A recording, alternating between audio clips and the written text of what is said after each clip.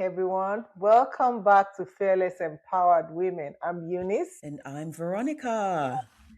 We're excited to have you back with us this season 2. Hope you enjoyed your holiday with your loved ones and happy to be back with us.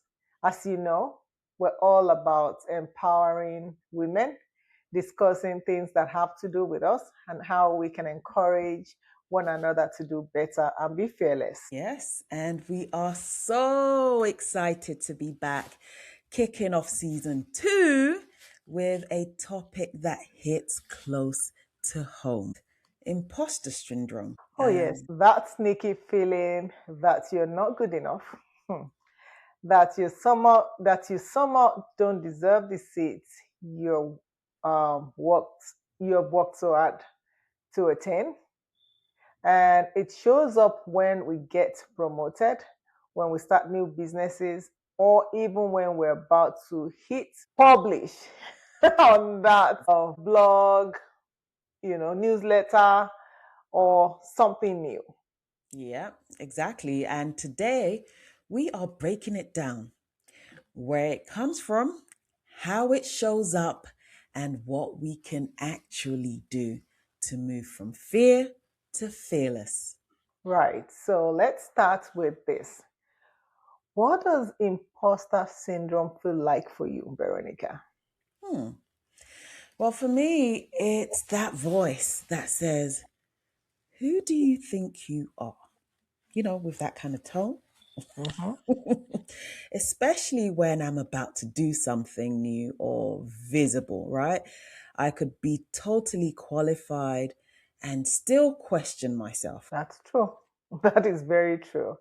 I mean, the inner critic, for me, it shows up right when I'm stepping into a new level. I'm doing something I'm not quite familiar with. Doesn't mean that I'm not qualified to. It's just something new. It's not routine yet. So, like launching something big or taking on a new responsibility, or or taking on any kind of responsibility, even when became a new mom, I'll think, what if they find out I'm not as good as they think? And I Mm. feel we all go through this. Yeah, and the wild part is so many successful women feel that way. Mhm. Research says that around 70% of people experience the imposter syndrome at some point in their career or in their lives. Wow. 70%. Wow. That's almost all of us, really, Yeah. pretty much. So let's move on to root causes and personal reflection, right? So a lot of it comes from how we were raised, to equate confidence with arrogance, especially from where we're from. I Mm. think in America, it's slightly better. You're allowed to brag, you're allowed to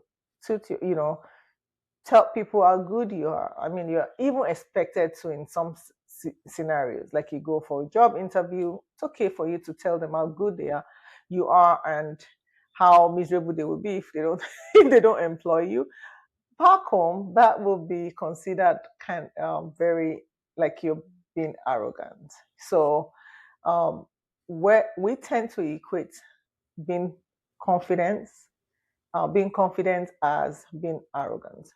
So, from being the only one in a space, whether that's you're the only woman on your team, you're the only woman in the business that you are in, and the only mom or the only person of color in the room. Mm. Yeah, so, where we are consistently chasing perfection. We set impossible tasks, impossible standards, and then we feel like we're failing if we're not perfect. There is a lot of pressure. Hmm, that's very true. I mean, I think what has helped me most of the time is catching that thought when it sets in and saying, okay, this is fair talking, but it doesn't mean I don't belong here. I just personally and by myself speak to myself to bring down the pressure. Like, let myself know that this is just a voice of fear right now because you're unfamiliar with the new thing that you're about to embark on. And it doesn't mean that you don't belong in this space. So sometimes I even keep a proof list, a reminder. I have a note on my phone that I quickly go over on some of the things that I think I'm pretty badass at doing. Mm. To remind myself in moments where I'm stepping into something unknown, something new. And I've succeeded in even when I doubt myself, something that I've succeeded in previously, even when I had similar fear of starting them. Yeah, it's similar to the concept of receipts, right? Yes. Where it's a reminder that we have done hard things before, and we can do it now, Hmm. right? So it's that feeling of, hey, I've done this before. If I've got the receipts to prove it, then I can do it again. Right. Yes. And so now that we kind of reflect on what it looks like to feel that and reflect on how to kind of move beyond it. So, how do we move from from fear to something more grounded, like something fearless? How do we move from when that feeling sets in to being able to move forward despite the fear? Well, for me, it's community, Hmm. right? Having a community talking about it like we're doing now. Hmm. That is true. And redefining fearless, what fearless actually means. It's not about never feeling doubt. It's about taking actions anyways. So being fearless doesn't mean that we're not going to be afraid or we're not going to feel fearful, but we should have things in place to control that and move forward despite our fear. Yes, fearless doesn't mean the absence of fear. It means the presence of faith. Whew. Sis, say it again. You can say that over and over again. Yes, that's the presence of faith right there. So let's act on that. Right. So that's actually a wrap on our main chat. But stay tuned after we break. We're bringing you short interviews with a few incredible women who have faced imposter syndrome head on and found their own fearless path. Hi, everyone. My name is Yemi Okoje. I'm very excited to talk to you about the topic today, imposter syndrome. Everyone goes through it. Some, it's just a fleeting moment. For others, they revel in it. Try to reprogram yourself to be in category one. How did I do it personally? Anytime that comes to my mind, I remember that whatever table I'm on, I'm qualified to be there. Whether I applied for it or whether it was thrust on me, someone gave the thumbs up because I was qualified.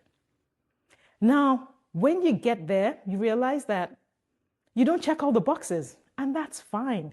You're not supposed to check all the boxes because when you do, then you're overqualified for that position.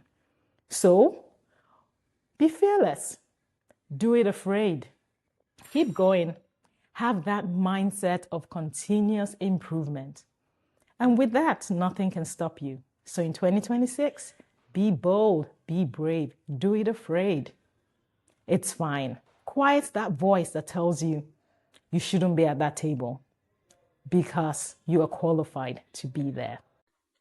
My name is Veronica Black, and I've been in the US since about 2014. 2014, yes. And when it comes to the question of imposter syndrome, it's very funny because I actually feel like I've dealt with it since I arrived in this country. But definitely as my career progressed. I work as an investment analyst, and my first job was at NASDAQ. And afterwards, I worked at NEPC, and currently I work at a company called Wilshire. But I've always been in a situation where, one, in fact, I've always been the youngest on my team, not just career wise, but also age wise. And I've also been fortunate and unfortunate enough that like my coworkers are usually just white men. And as a Nigerian woman from Oshobo, like we tend to have very little in common, and I think those type of environments, like it's such a rich ground for imposter syndrome and just feeling like you don't belong.